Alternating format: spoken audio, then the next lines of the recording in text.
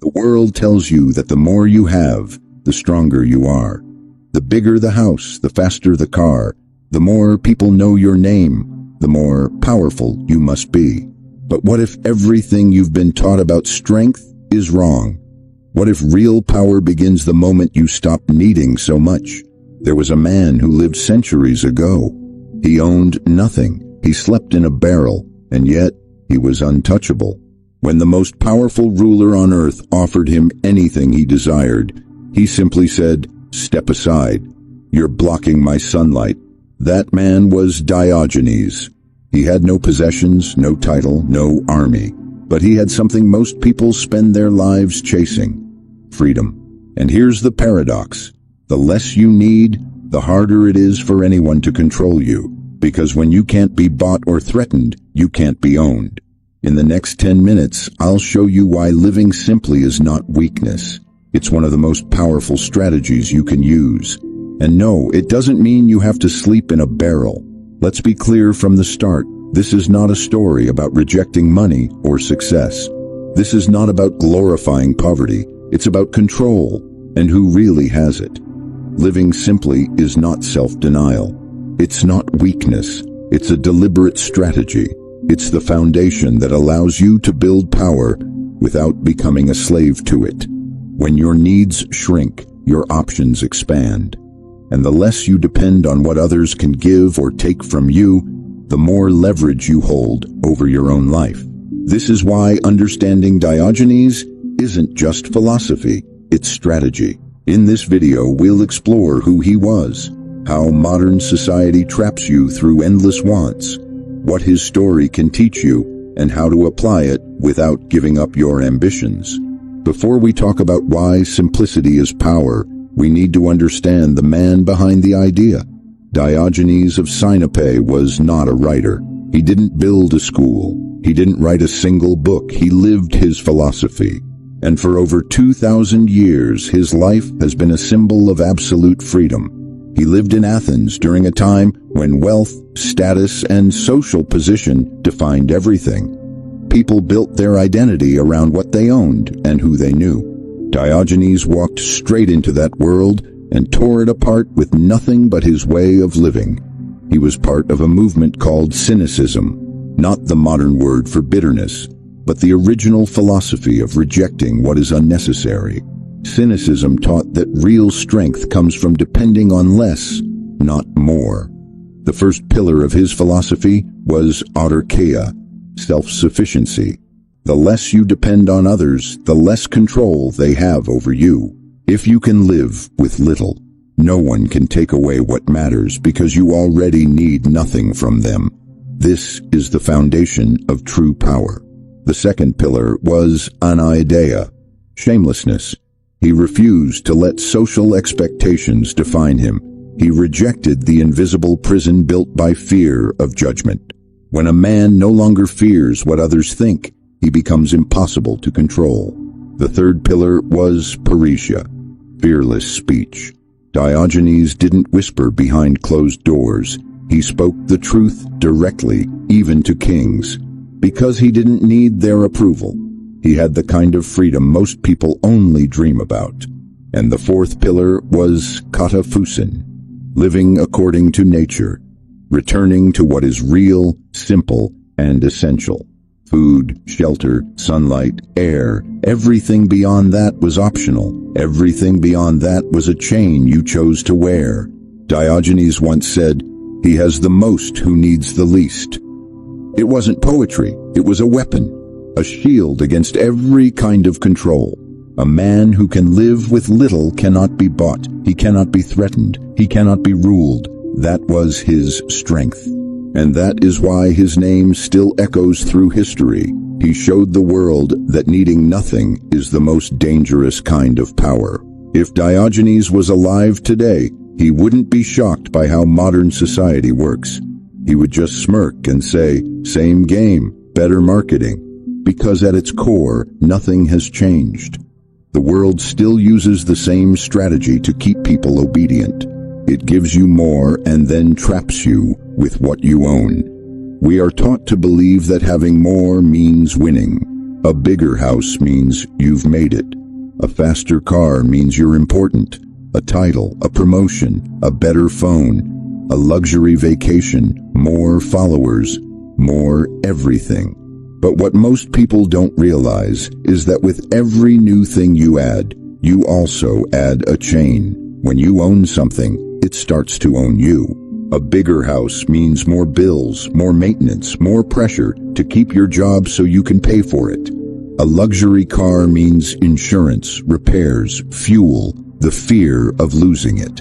The moment you get what you thought you wanted, you become afraid of losing it. That fear is where control begins.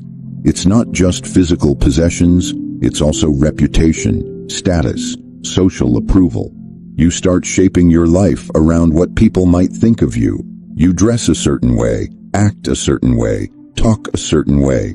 Not because you want to, but because you're afraid of what happens if you don't. That fear keeps most people on a leash without them even knowing it. Modern culture is built on manufactured wants. We are bombarded with ads that tell us we are not enough. Our phones scream at us all day with things to buy, people to impress, trends to follow. You're not just buying a product. You're buying a piece of your own cage. And then comes debt, the most invisible chain of all. You borrow to get the house, the car, the lifestyle. And now the system owns your time. You work not because you want to, but because you have to. Debt is the perfect tool because it doesn't look like control. It looks like opportunity. And let's not forget the attention economy. Every beep, every ping, every notification is designed to keep your focus scattered.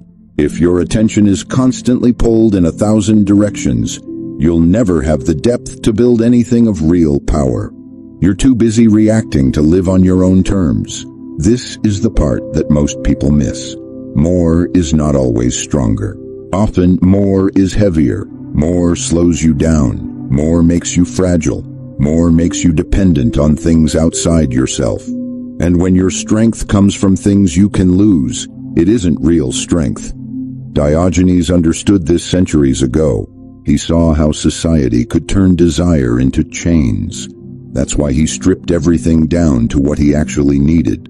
When a man owns nothing, there is nothing to take from him. When a man fears nothing, no one can use fear to control him.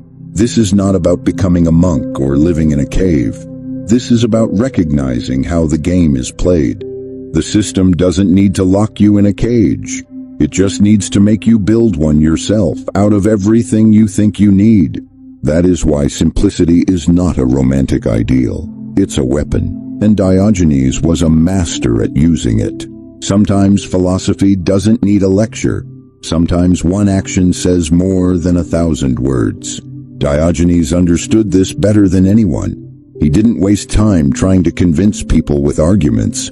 He embarrassed society by living in a way that exposed its weaknesses. One of the most famous stories begins with something as simple as a bowl.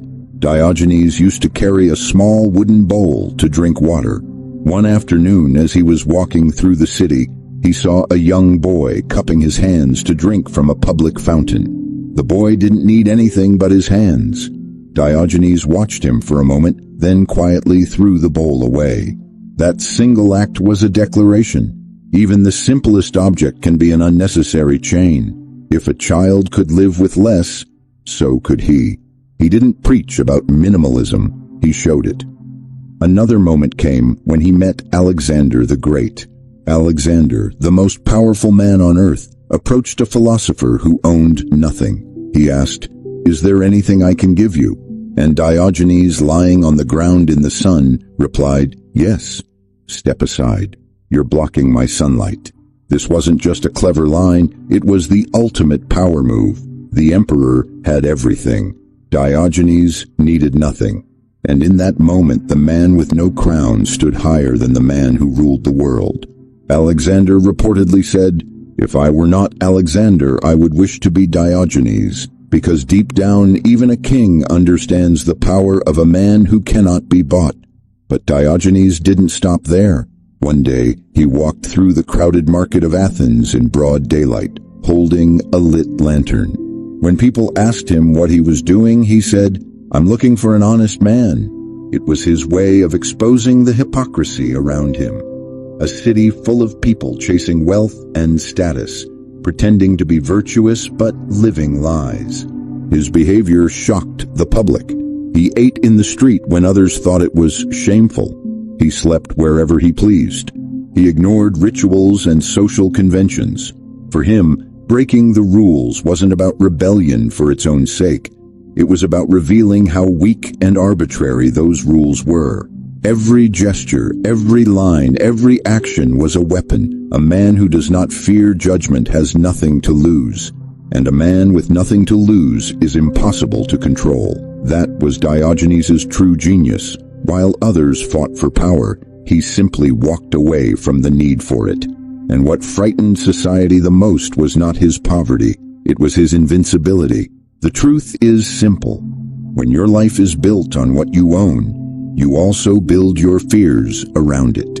And once fear enters the equation, someone will eventually use it against you. At the individual level, this happens quietly. You work hard to build a life that looks impressive. You buy things to feel secure. But with every purchase, every new responsibility, you give away a small piece of your freedom. The house you dreamed of becomes a weight you carry. The car becomes a monthly reminder of the job you can't quit. The image you built becomes a mask you're forced to wear. And the day any of that is threatened, your entire sense of self starts to shake. Because it wasn't built on who you are, it was built on what you own. This is why so many people fall apart when they lose a job, a house, or a title. They didn't just lose a thing, they lost the foundation of their identity. But the consequences don't stop at the individual. At the collective level, a society built on endless needs is a society that is easy to control. When people are afraid of losing what they have, they obey. When their debts and obligations grow, they stay quiet. When they're distracted by endless wants, they don't question power. The system doesn't have to use force. It just has to keep people busy protecting their own cages. This is why Diogenes terrified those in power. He was living proof that a man with nothing to lose is immune to control. No law, no ruler, no threat could move him. He had already stepped outside the game everyone else was trapped in. And here's the uncomfortable truth. The more you build your life around things, the more fragile you become. The less you need, the harder you are to break. Understanding Diogenes is one thing. Becoming untouchable in your own life is another. You don't need to throw away all your possessions or sleep in a barrel to reclaim your power. You need a strategy, a deliberate way to simplify your life without killing your ambition. Because simplicity is not the end goal. It's the foundation for building something stronger. This strategy has 4 pillars: reduce, protect, grow, multiply.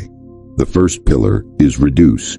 Before you build anything, you have to remove the noise. You can't take control of your life if your energy is scattered across 100 useless things. So you start with a simple 14-day audit. Write down everything you spend your time and money on. Subscriptions, apps, social events, routines, purchases. Then ask a brutal question for each one. Do I need this, or have I just gotten used to it? The goal isn't to live with nothing. The goal is to cut the fat. Eliminate the obligations that don't serve you, because every unnecessary obligation is a leash, and every leash has a hand holding it. Next, apply a 7-day attention detox. Turn off notifications for 2 hours in the morning and 2 hours at night. No news, no messages, no distractions. These blocks of uninterrupted time are where real power is built. Because attention is leverage. If you can't control your attention, you can't control your direction. Once a month, commit to a no-spend weekend. No shopping, no impulse spending, no numbing your mind with quick dopamine hits. This isn't about saving a few dollars. It's about retraining your brain to see the difference between want and need. It's about proving to yourself that you can be content without constant consumption. When you do that, the world loses one more way to control you. The second pillar is protect. If you don't protect what matters, you'll always be reacting instead of leading. Start by building what I call a financial firewall. Create a safety net of at least 3 to 6 months of living expenses. Cut out high-interest debt as fast as you can. Debt is a modern chain, and you can't pretend to be free with a chain around your neck. The less your survival depends on someone else's paycheck, the more dangerous you become to anyone trying to control you. Then protect your time and your relationships. Not everyone deserves your energy. A simple rule is the 3 deep rule. Focus on the few relationships that truly matter. The people who support your growth, not your distractions. Learn to politely decline the majority of invitations that don't align with your direction. It's not arrogance. It's discipline. A man who gives his time to everyone ends up owning nothing of himself. The third pillar is grow. Once you've reduced the noise and built protection around your energy, you finally have the space to grow. Spend at least 30 minutes to 90 minutes each day in solitude. No phone, no noise, just you, your thoughts, and your direction. This is how you find your telos, the purpose that actually matters. Because without a clear telos, every form of leverage becomes a trap. You'll chase what others want for you, not what you want for yourself. Then invest that time into skill stacking. Pick one skill that aligns with your telos and commit to it for 90 days. No endless multitasking. No jumping from one shiny object to another. Depth creates strength. Breadth without depth creates noise. The fourth pillar is multiply. Once you've simplified your life, protected your time, and grown your skills, now you can use leverage deliberately. This is where simplicity and ambition meet. Because power without clarity becomes chaos, but power with simplicity becomes precision. Choose your levers carefully. Maybe it's technology, maybe it's an audience, maybe it's capital or a small trusted network of people. Whatever lever you pick, make sure it amplifies what you already believe in, not what the world pressures you to chase. This is the exact opposite of how most people use leverage. They use it to fill a void, to buy status, to hide insecurity, to chase illusions. But when you start from simplicity, leverage becomes a weapon, not a crutch. And here's something most people don't realize. The simpler your foundation, the more risk you can take. Because when you don't fear losing what you don't need, you can move faster, act bolder, and build stronger. This is why some of the most dangerous people in history were the ones who didn't depend on the system. They could walk away. And the man who can walk away holds the real power. The final piece of this strategy is boundaries. Powerful people know when to say no. Create public rituals of boundary setting. For example, I don't take calls after 8 p.m. or I don't work weekends. When you say no to the world, you train the world to respect your time. That is real strength. And unlike possessions, no one can take it away from you. This strategy isn't theoretical. It works because it's built on the same timeless principle that made Diogenes untouchable. When your needs are few, your power is real. When your power is real, leverage works for you, not against you. And when leverage works for you, the world can no longer control you. By now, some of you are already pushing back. I can hear the voice in your head. This sounds nice in theory, but not everyone can afford to live simply. Or, if I slow down, won't I fall behind? Or, I need to network, I need to build, I need to move fast. These are fair questions, and they come from real pressure. That's why we need to address them honestly. The first argument goes like this. Living simply is just another word for being poor. Number. Poverty is being forced to live with less. Simplicity is choosing to live with less. One is weakness, the other is power. You can live simply and still build wealth. In fact, many of the most successful entrepreneurs and investors started with a deliberately simple lifestyle. They kept their burn rate low, built a runway, and bought themselves freedom. Simplicity is not the enemy of ambition, it's what makes ambition sustainable. The second argument, but I need connections.